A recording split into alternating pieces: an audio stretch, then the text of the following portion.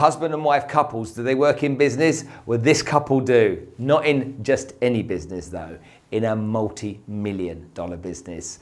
Kane and Alessia Minkus come and join us on the Spencer Lodge podcast in partnership with the awesome Najahi, and they share with us their secrets to making their relationship work whilst being business partners and having a blooming family, for goodness sake. Cue the music, you'll enjoy this one.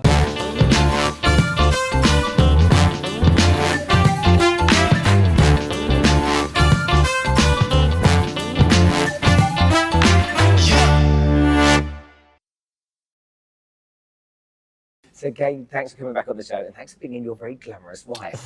That's my Thank I you know, very much. I know there's a lot of people out there wondering how on earth it happened, but obviously the chemistry was good between the both of you.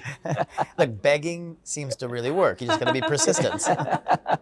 Now you guys are, I don't know another couple that do what you do from stage. Okay, here It's at this very event, complex. you know, Rich Ching We know another couple either. You than don't us. know? No, there's almost. I don't think there's anybody else in the world that does what we do. And what, Not like we're the best. It's just I just don't think anybody else does it. Oh, well, I think actually it's quite a difficult thing to do because of potential choreographing and stuff like that. And it's either something that you've rehearsed a million times, or actually you've got such a sense for each other. And you feel, I'm glad it comes across that way. Definitely not the first one.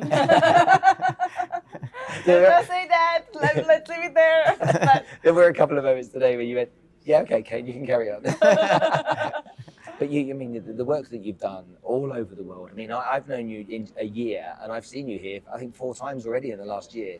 Now you That's live in right. Italy and you live in the United States, so you know you're a long way away from here, really, aren't you?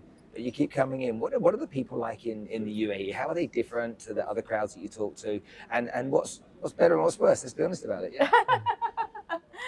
do I start with what's better? I'll do what's worse. You do the American. Leave all the dirty work to me. Brilliant. That's great. So what we really love about the UAE is the Hummus. well, that's well. But it's how many cultures come together here. Yeah. I know. So we really love that element of how everybody works together and lives together, and how this sparks a lot of creativity, innovation, and just that desire to keep evolving together. So that's something we love a lot. One of our passion is really, doing business internationally and getting really deep into the cultures, the different cultures, understanding the belief systems, understanding, what is actually moving them forward and what is holding them back, which for every culture is slightly different. So that's something we're very passionate about. And here we found in one very tiny country, so many different cultures working together. So it's very interesting to notice and to be part of that and to understand how to really help, everybody grow together while kind of helping them individually. Now you kind of do something that I don't see anybody else do. It's kind of like it's a very holistic approach to helping people grow their business. That's exactly it, actually. And so when you look at that holistic approach, I'm sure that in different countries there's different things that people want more than other things. Would that be fair?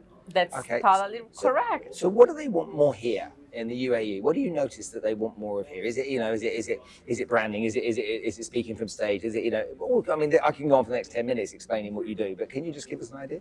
Well, what they want, I actually don't see is so different around the world. I think everybody wants to make an impact. Yeah. They want to be able to live a life that they're passionate about, doing what they think is their purpose, and making a difference and making enough money to feel like they are living a nice life, able to contribute to the people they love, secure and take care of their families, things like that. That's pretty universal. We're in 32 countries a year. We train around 50 to 60,000 business owners every year and have for over a decade. So that's very, very common across the world. What is a little different is the values of getting there, and the things that are sort of drivers or motivations. Those are different across different cultures, and that's something that we have been very passionate about understanding and learning, because we always get a little chuckle when someone says, "Oh, I'm a global business." We say, "Oh, really? What do you mean?" They say, "Well, I got a website up and people across the world can see me." Yeah. It's like, well, okay, people can visually see you, but understanding cultures is something we're very deeply passionate about. So we've spent, over a decade, 200 days a year, we're traveling to different countries, spending time with our students, understanding what's going on, what's working and not working. And the reason is that it helps us understand trends that are working in areas where we can bring those trends back to other cultures and say, look, in Sweden, they're doing this, it's working great. In the UAE, they're doing this, it's working great, and it hasn't come to France yet, or it hasn't come to America yet. Let's try that, because you can get ahead And there's an old saying from a great mentor of ours, Mr. Richard Branson, who's, if you really want to get rich, you got to figure out where the world is headed and get there first. It's really interesting you say that, because there's always parts of the world that have just got somewhere. With tech, for example, they've got somewhere first. And we always used to look at the US as being a lot more advanced than we are here. People would say, Dubai's 5 years behind the US, but then they would say Abu Dhabi's 5 years behind Dubai and stuff like that. That's the battle that goes on. It's a little bit like Los Angeles, San Francisco, right? Yeah, probably There's always got to be a Dubai. That challenge actually really helps the evolution, though, right? Yeah. It's actually a very healthy challenge. Now you see that, and having the opportunity to see that and then bring that to an audience beforehand, it's almost like you've got a head start on everybody else. Anybody else that's learning, you have that, because you could bring something to my business that I might not know about because you're being exposed to it before me. There's a lot of problems we've seen in your business that we'd like to address. But that's part of the value that we bring to our community, and part of the value that our community brings to itself, and community members bring to each other, is the fact that it's such a global community, like 32 different countries, business owners contributing to one community. It's very powerful because they can share what has been working and not working in their businesses and in their countries or cultures, and therefore that exchange makes everybody stronger, because again, that knowledge helps them get ahead of their local competitors. Now, we've seen over probably the last 5 or 10 years, the whole women pushing forward in business and growing and becoming more impactful. That my life has always been women. All of my businesses are run by women. My life has always been women. That's a great line. my parents got divorced. We have that in common. I'm saying it in the best possible way. Stop shooting me down. So my mum and dad got divorced when I was 7. Dad went bankrupt. Mum had to bring us up and us and the kids up, and she had 3 jobs. And so a strong, powerful woman in my life, yeah? And then in my businesses, I find women are more effective at running businesses than men. That's what I found with my businesses. But what I find really interesting is at these events, when you're on stage talking, I'm in the audience talking to people, and people are saying to me, how do I get on that stage? But you know what? It's not men, it's women. Yeah. I want to get on that stage. I want to do that. And when they see people like you get up there, it's like, I really want to do it now. There's a lady. Hold on a minute. There's a gauge. There's something ahead of me. There's a marker. And so I noticed that women want to be up there more than anybody else. Well, even because women have historically and still are not very well represented on stage, unfortunately. I mean, every conference that we're going to in here, me and Ona, Les's daughter, were the only 2 women advertised for this event. So still to this day, 90% of the speakers, at least at every event, are men. And when we look at the audience, the proportion is completely, inverse. Women in the audience, right, it's 70, 80, 90% of women in some of the audiences, all listening to men. So obviously there is that desire of actually, changing that and being more visible up there and more represented. We just know that in households, women generally, are more dominant than men in many marriages. Your personality, I know for sure. Those scales are definitely. But I say nothing. But when we see that in business, there is that challenge. Tell me about you 2 living together and then working together. How do you act? We actually don't live together because it's easier. Give me honesty. Hold on. Before you tell the story, I want you just to be really honest about this, because I think this is really important. Story. Okay, good. We were delivering an event in Hawaii last week. I'm not sure I know this yet, so I'm listening. Go ahead. What are we going to share? We arrived on day 3 at the event, and somebody brought us a gift. Now that gift was 2 knives, a very peculiar gift, right? My comment was, oh my gosh, Kane, that's so good that they didn't give it to us yesterday. We didn't have it last night because it would have been very, very dangerous. So we had like a knockdown argument the night before. That's how it is to work together. So you hide the knives. I think he had them already, and he was like, she better doesn't see them. So how does it work really though? Because you're definitely, I mean, look, we all see you on stage. We see the performing, the delivering, the kind of like the sharing, and you have a job to do and a business to run. But come on, there must be times where you sit down at home and it can be frustrating being married because you're in each other's pockets for a huge amount of time, aren't you? Whereas in my life, I go to work during the day And I come home in the evening and I see my wife, she's done her thing separately and I've done my thing separately. So I think this is actually why there's not a lot of couples that do what we do, because actually it takes a very evolved person to deal with me. I wasn't expecting that. So Alessia and I actually have tattoos on our arms that indicate that we're soulmates. We have the same tattoo. It's not as easy to show mine, but the point is that we actually feel like we're really the same person, which was amazing because we met when I was 36 and she was 30, right? Roughly like that. Roughly. And so we were, more in our adult lives, and we had actually followed very similar tracks: our health, our fitness, our mindset, the personal development work we had done. We had done, almost 2 decades of personal development individually. And we came together, and when we even met in the moment, it was like two souls that just had been together. We always said we felt like we had spent lifetimes together, and that's how we feel. We joke that we're anima gemella, which is Italian for twin flames or twin souls. So I think that there's a very unique connection, and we really do. We have a lot of respect for each other. I think she's absolutely magnificent and brilliant, and she is. And I think the feeling's mutual. And we both have spent a lot of time understanding how to respect and engage in partnerships. So we've run a lot of companies prior. I mean, that's our background as an entrepreneurship. Together, we've run over 40 companies, and we've always had partners, and we've often also worked with family. Yeah. And so the dynamic with family. Your family. Well, different families, but our family. I was working with her family before I knew her. Each one with our family. One of my businesses before that was actually a family business. So if you think that working with your husband is tough, try working with your parents. Really? You work with mum and dad? That's like a walk in the park. And today, my sister she's our CEO. She runs our company with us, and my father is our CFO. Really? Yes. And so it's really, and in her family, she was both of her parents. The real boss is our 8-month-old that comes with us everywhere. Our 5-year-old daughter. She's the real boss. Right. So it's really a family affair. But that, I didn't know that. That really is a family affair. Yeah, it is. Yeah. And it takes a special kind of couple to be able to really make that work. Yeah. So it's not just this, but it's everything, right? We were just with Dean Graziosi, who's partners with Tony Robinson, and we were doing interviews with him, and he actually paused and said, "You two are so cute together." And he says to the camera, he says, "And they're actually like that off camera too." And I said, "You barely know us," like that kind of thing. And the point is, actually, we are very much like that. How we are on stage is actually very much how we're off stage. Alessia and I rarely fight. Rarely, but when we do, we have, she's Italian, passionate. When we do, it blows up. But it's rare. And I think it is very important. When we're on stage, we also have to really, being a duo on stage, where it's not scripted. We're not scripted at all. We've always worked off of improv. It's not rehearsed either. No rehearsal. Nothing. No. We It's very polished.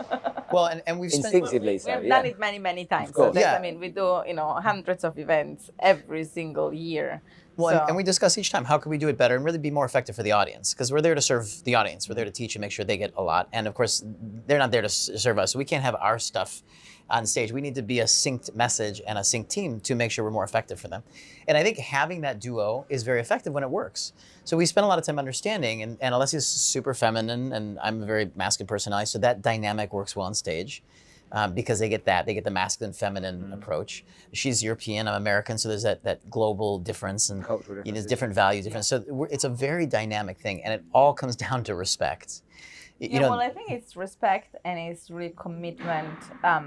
Commitment really to communicating, because things can get a little bit heated up sometimes, but there is that commitment from both of us to really be in communication and work through things. So she's amazing. When I met her 7 years ago, she didn't speak English. Did you not? She didn't speak English. Just a little bit, just enough to kind of, get us to the nice places. But she, when I met her, we could barely communicate. We used a lot of Google Translate to get along. And she's such a fast integrator. This is her 5th language. English is her 5th language. And so I actually, I had developed this company in my speaking career. I was on huge stages. I met her. She was in the audience of a 3,000 person arena. I was on stage with Robert and Kim Kiyosaki teaching. This is true, really? Yeah, she was in the audience. This is true. And I'm in the audience saying, I was running my businesses in Italy, and my coach at that time told me to come to an event just like the one we're at right now. So kind of like a multi-speaker event. And I had literally never been to one. And to this day, I've never gone to an event other than the ones that I've spoken at. So I got kind of, thrown into this whole situation. And at some point, Kane came on stage. There's a little bit more of a background. Her coach says to her, come to this event. You never know who you're going to meet. She says, no, I don't want to go to the event. He goes, what if you meet the man of your dreams? She says, I'm never going to meet the man of my dreams at an event like that. That's true. Oh yeah, but was the attraction? Was it like straight away? Oh yeah. Oh really? It was like. She has to say that. Okay, was the attraction straight away? Yeah, it was like electric. Yeah. As soon as you saw it. It was instant soulmate connection, instant. We only spoke for 5 minutes before he left. Because you didn't speak much English either. Well, there wasn't that much to talk, right? Yeah. Because it was give us a kiss. Well, so I was on 5 minutes stage together, like literally. Yeah, I was on stage and we offered a program and people had questions. So we had to take all the participants out into a hallway and answer their questions. And she comes walking by and she gives me a big wink. Like just walking by. More or less. Well, that's what I saw. I don't know what happened. It could have been like this. She had something in her eye. Yeah. Right. And she's like that. It's like, I thought it was a wink. Right. And she is walking by, and I'm stuck. So I stick up my hand and I, say, "Come on, come over." He waved at me, and I said, "I'm not a waiter. Like I'm not going to a man. It just waves me over." What I thought I'm being all smooth, and she's like, "What am I, a dog? I'm not going to a man that's calling me." So her friend says, "Go talk to him," right? So she comes over and she says, are you Jeff or Kane? Which I was presenting on that guy. And we just started talking. We had 2 minutes. That was all we talked. And I got her card and we started connecting. But it was instant electricity. Like, those moments where you just know, right? Yeah. And you had asked earlier about decisions. Why do people make decisions? And I think it's that intuitive sense of the question is, are you willing to take the action? And this is something that we have conditioned ourselves and we condition our audiences to say, stop knowing but not doing. Because after knowing comes fear. Mm-hmm. And we have conditioned ourselves to take action fast because we know that if we sit around and we think about it, we're just going to start the doubt and the fear and the concerns. So when I met her, one of my first questions was, are you open to having children away from your parents, away from Italy? And seriously, one of the first questions. Yeah. Yeah. I knew, right? I was like, are you okay getting married and moving? Well, and were you a bit taken back by that? We spent 5 minutes together, right? Then you didn't find a room at that time, though. Yeah? We start to text and email and message, with Google Translate, etc. Yeah. And like less than 24 hours after we met, he had left. He went on for, it was a whole part of a tour, so he moved on. I received this text like, how would you feel about having kids away from your family? And I was like, is this man really asking that? Like 24 hours after we met? Like, be honest, how did that actually make you feel? That once you got past, is he really asking it? Did he make you feel really warm inside? Well, yeah, of course. That's part of, is he really asking that? Yeah. I was like, oh my gosh. Actually, she didn't quite understand the question because I had a child already. So I was asking her, how do you feel about having the child while you're away from the parents? Can you babysit? I could talk for hours about your relationship. Right, let's just talk about how we help people here. We're here at the Jahi's event, Ching 3.0. You were here last year and you've been, as I said, here many times. You're doing this all over the world. How are you helping people? What are you doing? How do we help people? My father's still wondering what we do. He has no idea. Here's how we help people. I mean, so Alessia and I have gone through the success and the tears and the goods and the bads of running businesses. What we help people do is have a softer approach to a smoother ride to getting to success. Really what we're doing is we're helping people take what they love to do in their lives and create businesses that serve their hearts and their passions in their lives and their wallets. Mm-hmm. So they can put all of it together, because I think a lot of people in the last generations grew up believing you had to sacrifice for certain things. Mm-hmm. I think women often, as Alessia says, they feel like they have to sacrifice their careers for their families, their children. Our parents felt like they had to sacrifice maybe in their relationships or with their businesses, or they had to sacrifice their passions for their careers, something stable. And it's just not our generation. Our generation is not about sacrifice. Our generation is about creating and having it all. So what I think we do is we help re-encode people from an education of you have to sacrifice to create it all. And that comes in the form of business for us, is to learn how to take what you love to do and turn it into products or services, find people across the world you can serve, and make money helping people. Yeah. And really, have businesses that ultimately serve the lifestyle that people want to have. So often we meet people, whether they are, wanting to start a business because they want to create a certain freedom and lifestyle for themselves, or sometimes they are in a business already and they feel stuck. They feel like they are serving the business instead of the business serving them in order to create the lifestyle they want. So we turned it around and we help them really create businesses that are helping them accelerating that creation, and therefore experiencing more of what they want in life. So the best part is when we engage with our students and people that we work with, and we get all these stories about how their life has changed. I have a sweet spot for kids. I'm a mom, and I have a sweet spot. This is good. So for me, every time somebody comes back and tells me how their family life has changed, and their kids now go to private school, or they're taking them on trips all over the world, and that wasn't possible for them. It was something that was not part of the reality. It's a tangible experience of how our work has really impacted that family, and therefore their whole community very often. There's a lot of entrepreneurs out there that get into being an entrepreneur because they've been in a certain industry. They feel that maybe they could set up on their own and do it better themselves, and they want to be in control of their destiny, and they buy into the having more freedom and having more wealth on the back of doing it themselves. But the majority of them fail. Let's be honest about it. Well, that's when we meet them in our rooms. Like normally they're a few months or years into that, and they've discovered that they don't have much more freedom than before. Actually, very often, less. They have less. We had one woman actually during our last event here that she stood up on day one and she said, I've started my own business, etc. And now I think I actually had more freedom before, when at 5 o'clock I was done and the weekends were off, and now instead I'm working all the time, and I'm working for very little money, and so I feel like I'm busier and more almost a slave of my business right now. I think the thing that stops people embracing the kind of stuff that you offer as much as they could, I think sometimes is ego and pride, because For sure. it's like not wanting to admit defeat, and by reaching out to get someone to coach them and help them, sometimes that's putting your hands up on the white flag and saying, I haven't been able to do it on my own. Sure. Well, men especially. It's interesting, exactly. It's interesting you say that, because there is actually an interesting dynamic. That's very often something that is stopping men, is saying, oh my gosh, like my ego would be hurt if I accept somebody else's help. It means that I wasn't able to figure it out on my own.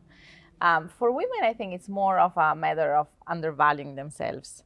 And so really saying, do I really deserve that? Do I really deserve much more? Isn't that enough? Should I be happy with what I have? And so there is more of like a little bit, as women, we tend to culturally being a little bit encoded that we should be happy with what we have.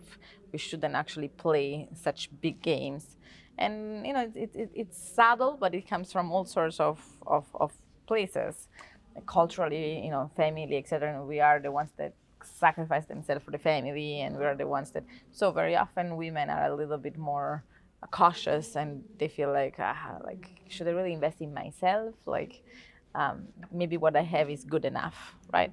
So there are different dynamics very often, and that's what we see very often in business, which is why it's so powerful to have, Kane's brilliance and my part as well, because a man and a woman, we can see things differently, and we can connect with different people and therefore help them get unstuck, because men and women very often go through different sabotage patterns in everything, like whether it's marketing and therefore being visible, whether it's sales and therefore building the community or asking for the money. Like different things are hard, or different belief system come in the way of men and women very often. I mean, it is generalized, of course, there are exceptions, but we can see patterns.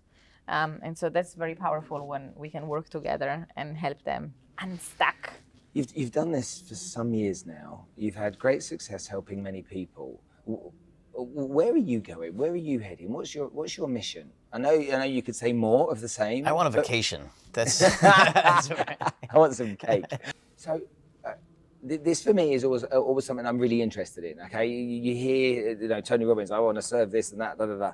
I want to know where you're going. That's for me interesting. Where actually are you going? Is it just more, or is there something somewhere, a line, a place? So something that's very unique about Alessia and I, in terms of what we do in the industry, is we actually both grew up in very wealthy families, and we were very, very wealthy early on. And I know most people they're like, now they hate us, right? Yeah. But actually, it gave us a very interesting perspective that a lot of speakers, educators, trainers, authors don't actually have, and that is that we understood very early on that money was only going to deliver so much. It wasn't going to deliver happiness. It wasn't going to deliver fulfillment. It was just a tool. So we actually had both of us have very little motivation around money. It's very, very little. We've always been surrounded, and even when our businesses have gone through hard times, it's not that we haven't gone through hard times. We've certainly gone through super hard times with businesses, or I ended up at 20 years old, homeless and broke. And we've gone through money, challenges, but we've never been driven by it. And so because of that, we've always just played games that seemed fun and challenging. And it's usually impact games. So whether we could bring something out to the world and help more people because it seems fun, or whether we would do stuff with charity, we've raised millions for charities and just played those games to say, how can we do that? Or whether we just enjoyed the satisfaction of challenging people or just giving back to others what we received from having great mentors and advisors, or just the fortunate nature of being born in the families and the opportunities that we were born into. So we say, okay, how can we go back and serve? How can we serve more people? How can we do more fun things? How can we continue to build more wealth for our families as well? Because the more wealth you have, the more impact you can make. If we want to build schools, years ago we were working on building schools in Virgin Unite and things like that. So it's really, to us, it's a lot about fun. That's one of our core values, is how do we have a lot of fun? And even when we're having fun and businesses are not going well, we're still connected to that. Are we having fun? Typically, if we're having fun, the businesses are going well. Yeah. And if we're not having fun, we can usually see them going. It's not tied to the money. It's actually tied to the fun. Yeah. So we're driven a lot by how do we have fun and help people and serve people and just make a difference and contribute.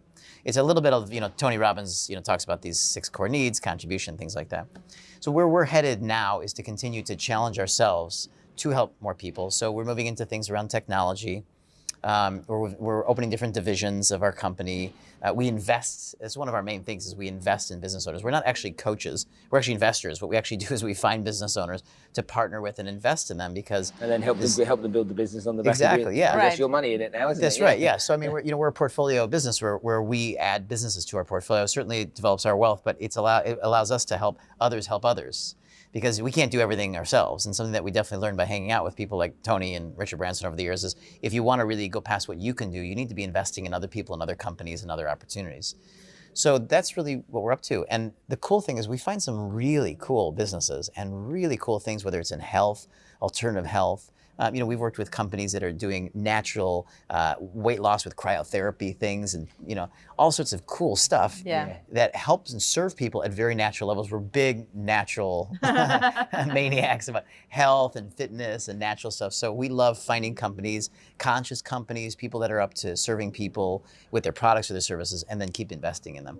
So it's not like we have like a goal, like we want to do 1 million whatever this year or serve 1 million people or, feed 100 million people.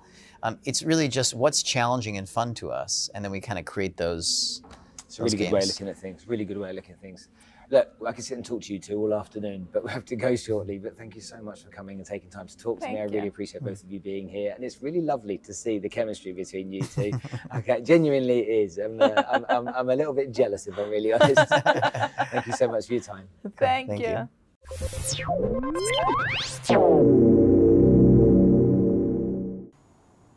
Well, there we have it. What a lovely couple they are. Alessia, that passionate, hot-blooded Italian, and Kane, the cool American, a husband and wife duo that really do know how to keep it together. You could see secretly in that interview that she definitely wears the trousers in that relationship, and it was just great to see how they get on so well, how they've been able to bring a family into the world, but also build such a fantastic business and work with incredible people.